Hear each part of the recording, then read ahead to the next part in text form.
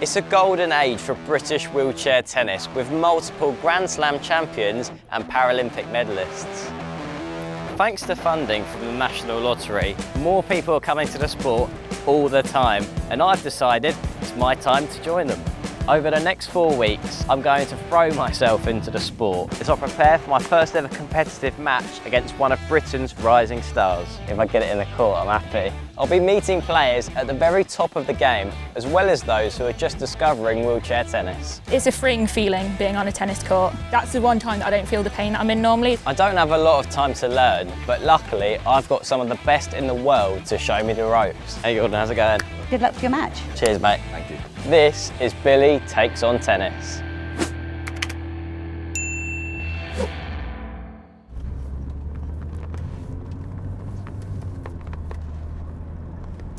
So today we're heading to the Nottingham Tennis Centre for the British Open Wheelchair Tennis Championships. It's going to be my first experience of seeing wheelchair tennis up close and personal by the pros. I used to play a little bit of tennis when I was younger, and then after I've had my accident, I played very, very briefly. And when I say I played, I mean I had a couple of lessons whilst I wasn't up and walking on my prosthetics and getting back to my world, which was racing. Starting out in go-karts when I was 3 years old, I raced with the best of them all the way up to Formula 4.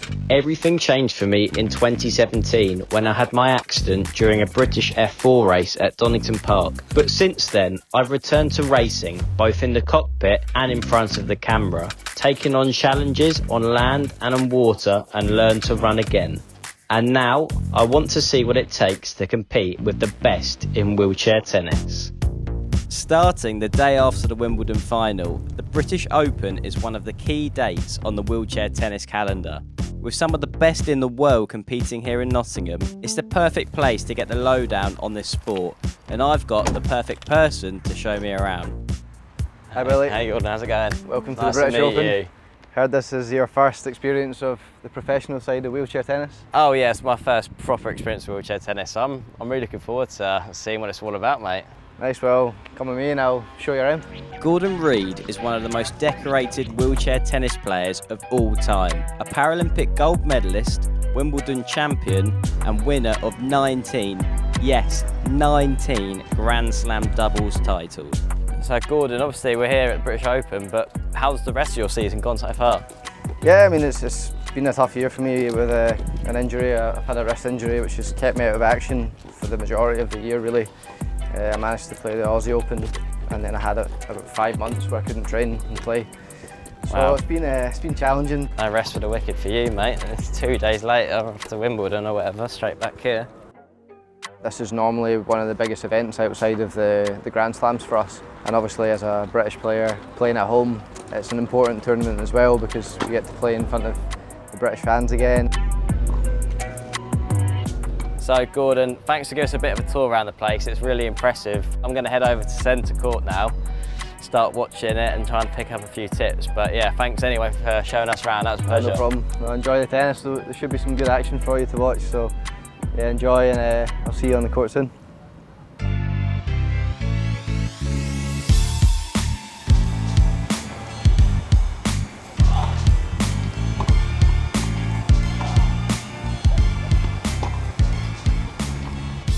So this is the first time I've ever watched professional wheelchair tennis up close, and it's really mind-blowing how it's just how they cover the court for me in the wheelchairs, the speed they cover the court in, how they predict where the shots are going to go, the amount of spin they get. They have to play a lot of top spin in wheelchair tennis. I'm noticing the ball's going really high and arcing all the way to the back of the court, but it's cool.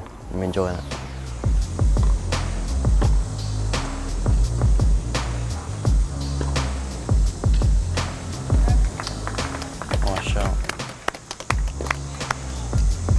Alright, I'll admit it, I was a little bit daunted by the level of these guys, but it was nice to know I wasn't the only one watching this sport live for the first time.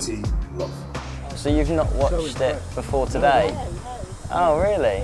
So impressed. Okay, so it's not just me this being the first time I've watched wheelchair tennis. Oh, that's cool. The guys out on court might be the centre of attention, but there's a whole team of people behind the scenes who keep them at the top of their game.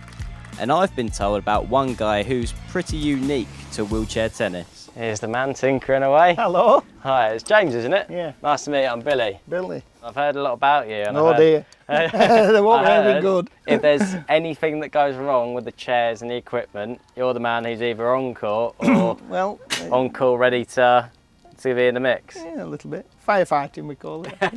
The start of a competition is usually coping with what's come through an airport. Ah, Or true. got damaged and travelled. Yeah, We've so- had one this time. We've had one where all that was broken off. We managed to have it welded. It looks like Mark's had this welded back in the past. So Yeah. initially you're usually firefighting and mending what's gone on, and then during the week or whatever you could be doing anything like Mark's just. I'm just checking his casters here, so Yeah. just making sure they're running and all doing all right. And on court, more than like, the only on-court stuff is either a breakage that they think you can repair. You get about 12 minutes, I think, to do a repair. So if me and they were playing on court, Yeah. obviously if I have a mechanical, it becomes a disadvantage to you. You sat around getting cold, so you Yeah. get so long to do it. They're very kind and very good. They let me go on court and have a look at it and kind of go, yeah, I think I can do it, or no, I can't. Yeah. And then go and get me bits, come and get what I think I can do, and then they put the clock on me. It's always against the clock, mate. That's know. a motorsport thing as well. Yeah.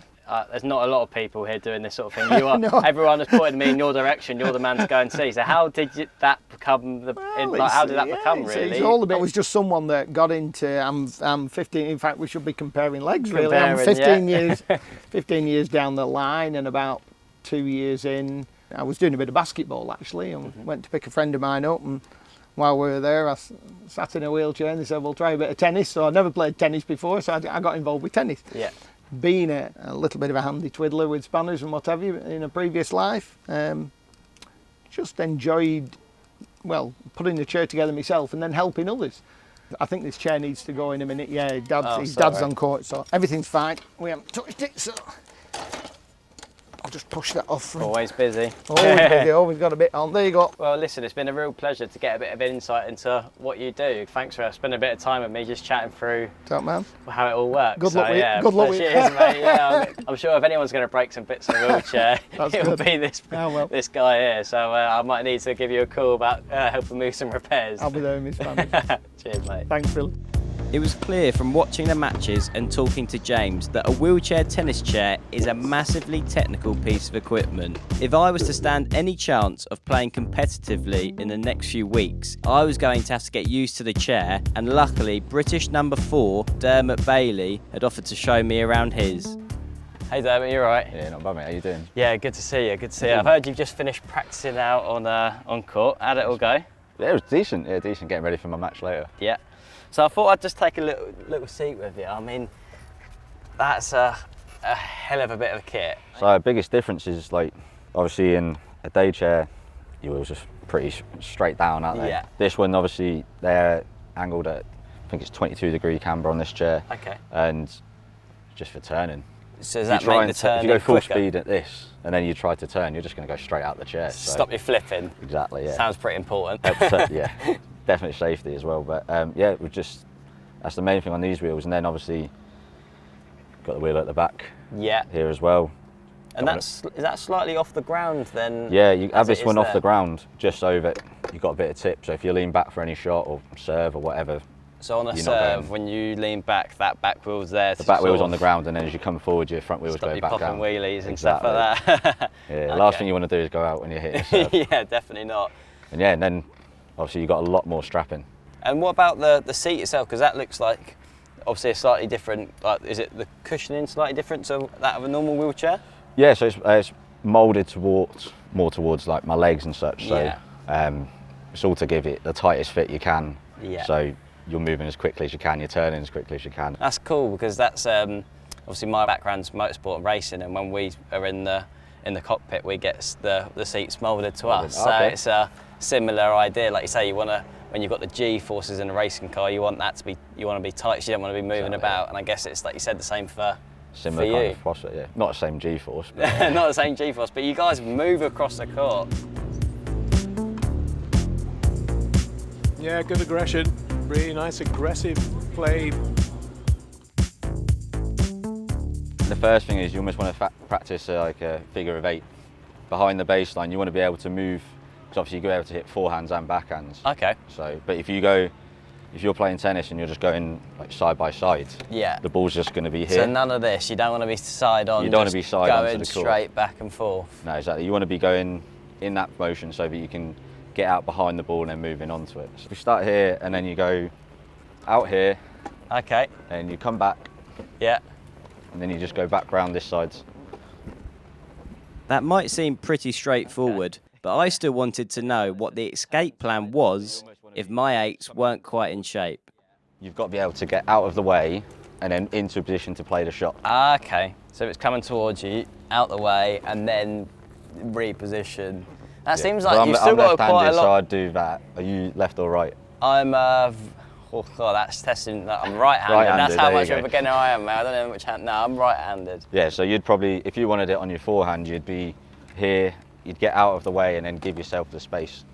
You've got a couple of games coming up here in the next few days. What is your kind of typical warm-up routine? So is that one of the drills you'll go through? Will you have a couple more in there as well? I think the big thing for me is obviously like do warm-up, do some sprints, a couple of laps of the court and stuff like that, Yeah. and then I'll probably just go into more tennis-specific drills. Yeah, and so it's more stretching, that kind of stuff. Okay. Kind of. When you say a sprint, what does that look like in one of these wheelchair? Just like how quick wheelchairs? you can get down there and back is probably What, to the net and back? all the way. That's not a sprint. That's a marathon. That is. You say it. All right, we all know where this is going. All right. So to the baseline and back. Yeah. Ready? Yeah. 3, 2, 1, go. See how many pushes I have to do.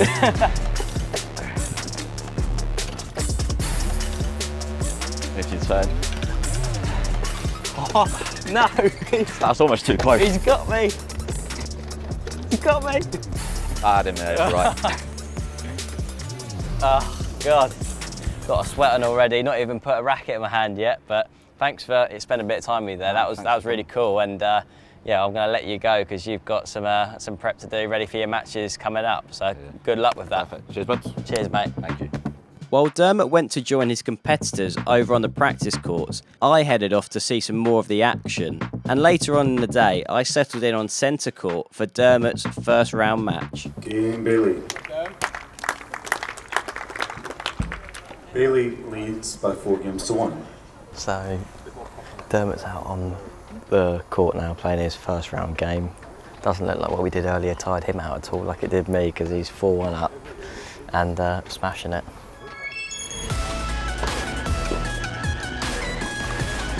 Advantage. Bailey.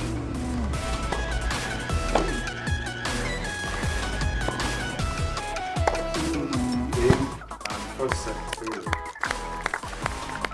By 6 games to 1. Watching Dermot out on court now, he just took the first set 6 games to 1. I don't know if it's inspiring me and motivating me or also making me full of dread because the level is so high and I don't know how I'm ever going to be able to do what they're doing out there. It's a confusing one. With that, day 1 of my wheelchair tennis journey was complete. But before I headed home, Gordon had offered to sit down with me and give me some much needed advice. Yep. So Gordon, thanks for sitting down and having a quick chat with us. Today is my first real experience of watching proper professional wheelchair tennis and I have to say I've been absolutely blown away. It's been really impressive stuff. I'm at the beginning of my little challenging journey into wheelchair tennis. If you were going to give me a few bits of advice at the beginner level I really am at this stage, what would you kind of say are the things to work on and to look out for in terms of improving at wheelchair tennis? I don't know, I'll need to come and watch you play and give you a few tips first, but for a start you're obviously in good shape already, so that's a good start. You should be able to move yourself around the court pretty well. Okay, I'll take that, I'll take that. Which is one of the most important parts of our sport, is being able to control the chair and be quick around the court and position yourself well for each shot, because it's all well and good if you can hit the ball, but if you can't get to the ball in the first place, then that's not going to help much. So yeah, I think work on the movement, work on trying to keep the chair flowing, And yeah, I think just like always have your racket in your hand when you're pushing the chair, because I think Don't stop putting it on the lap. Everybody, including myself, and that was one thing that like the first people that introduced me were so strict. They said, no, you can't do that in a match. So you've got to learn how to do that. You've got to learn how to push the chair with the racket. So just never put it on your lap. Never like tuck it under your arm or anything. Just practice with that, because it's like anything. The more you do it, the easier it gets. And yeah, I think obviously the most important thing is just to keep enjoying it and do things on the court that you find fun. And I think that's the most important thing in any sport, is the more you enjoy it, the more you'll come back and do it again. So yeah, I think that's one of the main things. Well, Gordon, it's been a pleasure chatting to you about wheelchair tennis. I feel like from sort of early digesting that conversation, there's a lot for me to work on. And yeah, hopefully I don't do wheelchair tennis too bad a disservice out on the court. No problem. No, well, good luck to you in your journey. And yeah, like I say, I'll have to come and see you firsthand, and I can give you a few more all tips. the tips you can get, mate. Thanks, mate. Coming up next time. It's a bad start. Second one was better than the first. End of 2018, got the leg sort of chopped off, and I'm super fortunate that it's worked out, and inadvertently it led me to wheelchair tennis. Really? How many hours have you played tennis? Not as many as you, I guess. I think that was luck.